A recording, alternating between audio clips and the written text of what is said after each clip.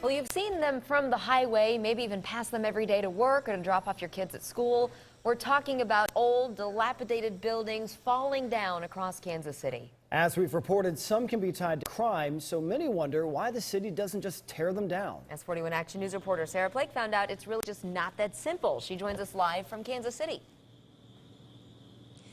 That's right. The backstory on a lot of these properties is almost like a soap opera. Inspectors have told me they found homeless people, drugs, and sometimes even dead bodies. And this one that we're at, you can see this says any individual found inside will be arrested. No utilities, unsanitary conditions, unsafe to occupy. So you wonder, why doesn't the city make a dent in these abandoned houses? But it's not simple. The thing is, they don't own the majority of them.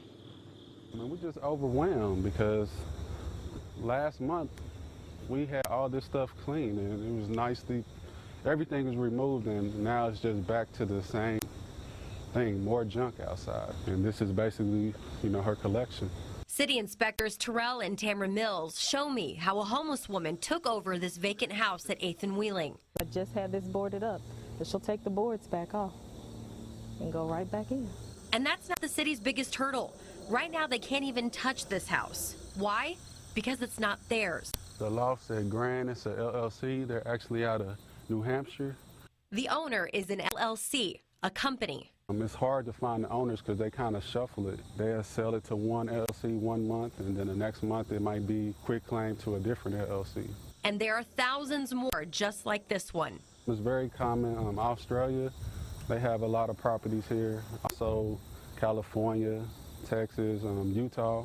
The company that owns this house doesn't even exist anymore. The names, numbers, and addresses changed so much the city's notice letters come back in the mail. They don't care. They don't see this.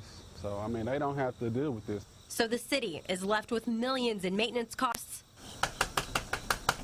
and a lot more. Do you know the lady that's been staying here? She's not there. Will you have her give me a call? She knows who I am. The city gets a bad rap for these homes, a problem inspectors wish there was a solution for. If I had to live here, I wouldn't want to live next to this. It's not fair.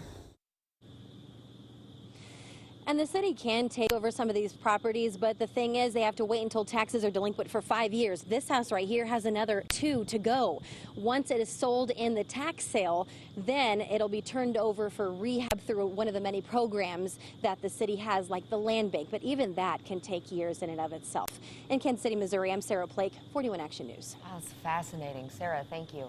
Well, the state is trying to keep this from happening. Yeah, this year state lawmakers approved a bill that would require LLCs to register a real name and address with the city clerk. But it got attached to a larger bill that the governor ultimately vetoed. The city plans to start all over again this legislative session. That's frustrating because you have to go to Jeff City several times during the course of 2 or 3 months, and you think you got it done, and it's sort of a moving target. And we've asked our Twitter followers what they think should be done to fix this problem of abandoned houses in KC. So far, a majority of you say tear them down. Head to our Twitter page to cast your vote.